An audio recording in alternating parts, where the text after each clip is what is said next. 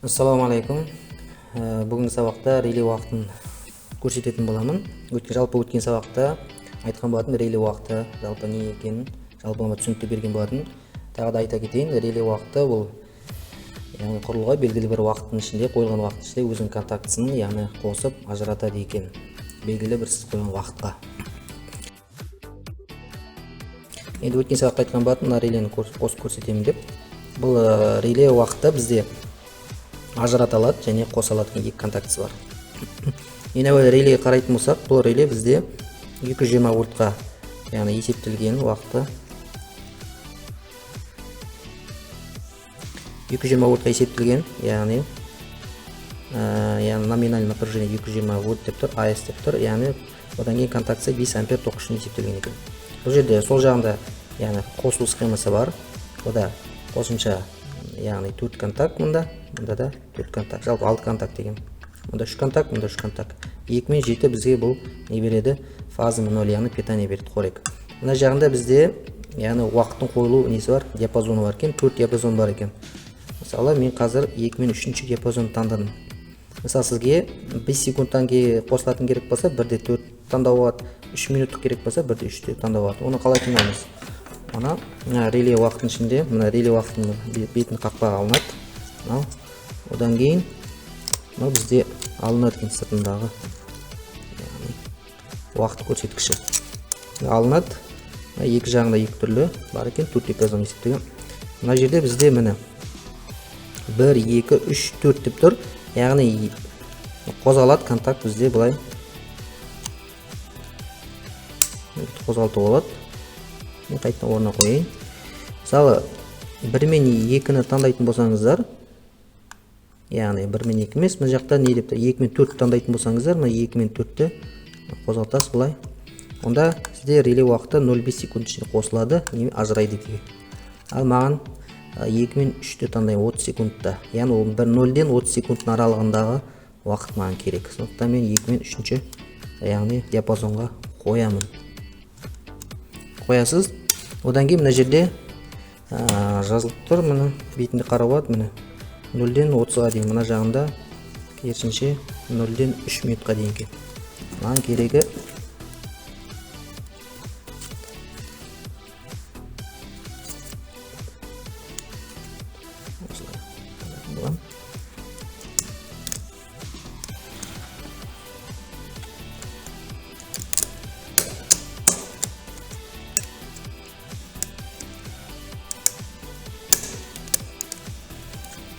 одан кейін қақпағын жабамыз. Міне 30 секундқа дейін, 0-ден 30 секундқа дейін қосылып жатқан. Енді қосылу схемасын қараймыз. Ең әуелі қосылмастан бұрын тексеріп алған жақсы болады, дұрыс болады. Мына сол жағында қосылу схемасына қараймыз. Мынаны ажыратамыз былай. Яғни қараймыз. Бізде 2 мен 7-ші сет деп тұр. Бұған яғни фазамен 0 береміз. Яғни айнымалы ток, айнымалы кернеу барады екен. 2 мен 7. Оны біздер мына реледен қараймыз. Мына жерде жазылып тұр, видеода көрінбей тұрған шығар. Бірақ былай қарайтын болсақ, мына жерде контакт жазылып тұр. 1, 2, 3, 4, 5, 6, 7, 8 дейді. Міне 2-ші мен және 7-ші контактіге біздер фазамен 0 беретін боламыз. Яғни менде фазаға мен қоңыр сымды жалғайтын боламын.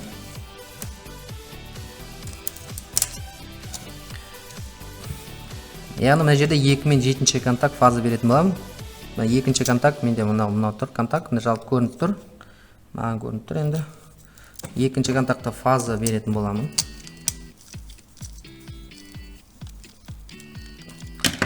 Фаза сым менде қоңыр сым болып алады, және көк сымды 0 ретінде аламын. 7-ші контактіге 0-ді жалғайтын боламын. Бұл жерде айырмашылық жоқ, 7-ші контактіге фаза берсеңіз болады, 2-ге 0-ді берсеңіз болады. Себебі бұл айнымалы электр тоғы. Болғандықтан ешқандай айырмашылық жоқ. Міне, фаза мен 0-ді бердім. Мына бойынша, міне, схема бойынша 2 мен 7-ге. Енді мен бұда контактісін қоспастан бұрын лампы электр шамды жалғайтын боламын. Қазір жалғамастан бұрын мен бірінші тексеріп аламын. Қалай тексеріп аламын? Яғни мен контактлар істеп тұр ма, істеп тұрған жоқ па? Бұл жерде мен қараймын қазір. Енді мен мына жалпы білем, реле уақытын мына сол жағында контакты менде істемейді.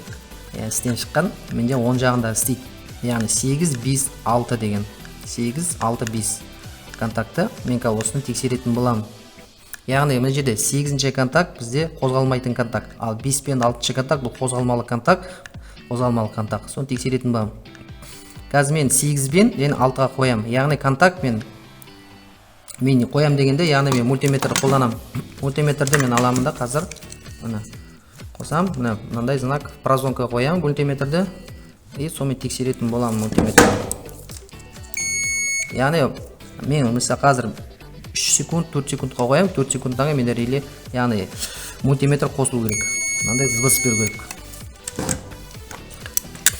Яғни 8-ге мен қазір мультиметрдің бір шупын қоямын, одан 6-ға қоямын. Яғни бізде контакт қазір 5-тен 6-ға ауысу керек. Егер ауысатын болса, бізде контакт істеп тұр деген сөз. Егер ауыспайтын болса, бана 3 секундтан кейін қойған уақыттан кейін, онда бізде контактілер жұмыс жасамайды деген сөз. Осылай релені тексеріп алсақ болады. Ол үшін мен қазір фаза мен 0 беріп қойдым. Қазір енді мен фаза 0 беріп тексеретін боламын. Менде 8-ші контакт мынау, мына контакт және 6-ші контакт мына контакт. Бұлай. Қазір мен мультиметрдің шупын мында қоямын және мына контакт қоямын, 6-ға қоямын. Яғни схема бойынша 8-ден 6-ға контактымыз 5-тен 6-ға ауысу керек яғни. Қазір мен мультиметрді аламын, бұлай қоямын да. Яғни мультиметрдің кез келген қара немесе қызыл шөпті аламын да. Бана көрсеткендей 8-ге қоямын. Немесе бұлай жалғап қойса да болады. Және 6-ші контакт қоямын. Абынау менде мына жағы 6-ші контакт. Бана көрсеткендей.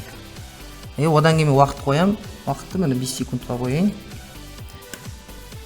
қойайын. Одан кейін 6-ші контакт қоямын. Енді мен қазір қосамын, питание беремін, автомат қосам.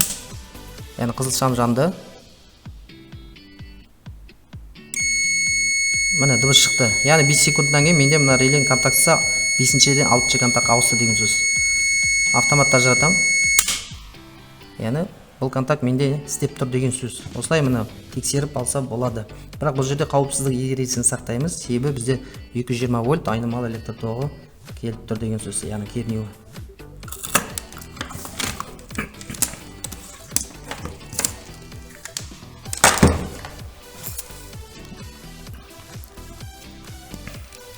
Алтыншы контакт, 5-ші контакт. Енді мен осыдан тексеріп алғаннан кейін электр шамды жалғасам болады. Яғни менде мына жерде сарысымды әдейі көрініп тұру үшін сарысым жалғаймын. Одан кейін көксі менде 0-ге барады, қосылады. Бізде жалпы контакт көбінде фаза сымын жібереміз, фаза сымын. Яғни мен 8-ге мен питание беремін, фаза беремін. Оны мен қоңыр сым болады. Қоңыр сымды алам.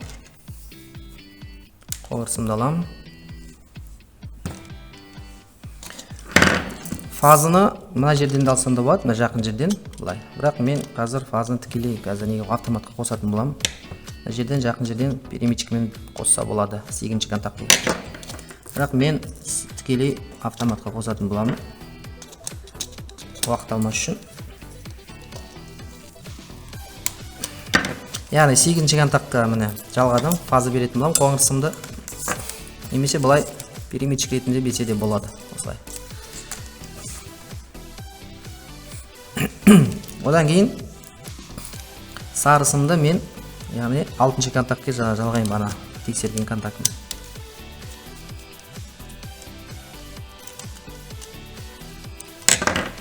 Алтыншы контактке жалғаймын.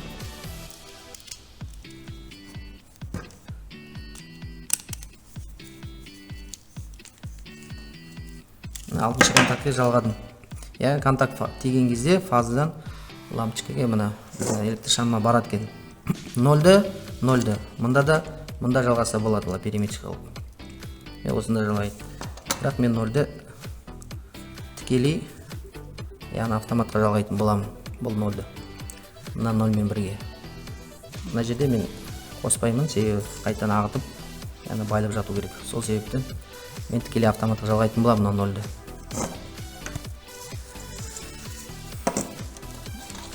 Бізде электр схемамыз дайын. Енді қазір тексеріп көрейік. 5 секундқа қойып қойдым. Енді қазір қосатын боламын. Енді қосатын боламын, автоматты қосамын. Міне. Реле уақытының шамы жанды. Енді міне бізде дұрыс қосқан екенбіз. Белгілі бір 5 секундтан кейін, қойылған уақыт бізде 5 секунд. Сол уақыттан кейін бізде электр шамымыз жанды екен. Енді керісінше ажырайтын жасайтын болсақ, бастапқыда қосылады электр шамымыз бізде, питание берген кезде. Одан кейін 5 секунд ажырайтын болса, ол үшін бізде бағана көрсеткендей 5-тен контакт 6 ауысатын болса, керісінше біз 6-дан енді 5-ші контактқа жалғайтын боламыз. Сол себепті сонда бізде 8-ден 5-ке бірден питание фаза барып тұрады. 5-тен 6-ға ауысқан кезде 5 секундтан кейін керісінше ажырайтын болады лампочкамыз. Сол жағы көрсетеді. Ол үшін бізде бірінші автоматты ажыратамыз. Одан кейін контакт аламыз да 6-дан 5-ші контактқа ауыстырамыз.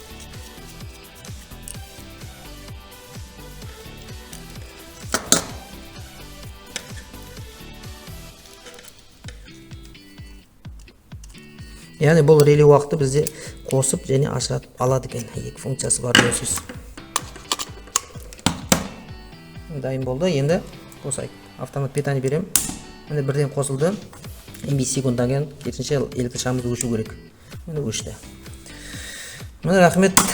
Егер видео ролик ұнап жатырса, комментарий қалдырып, өз пікірлеріңізді жазып кетеміз. Сау болыңыздар.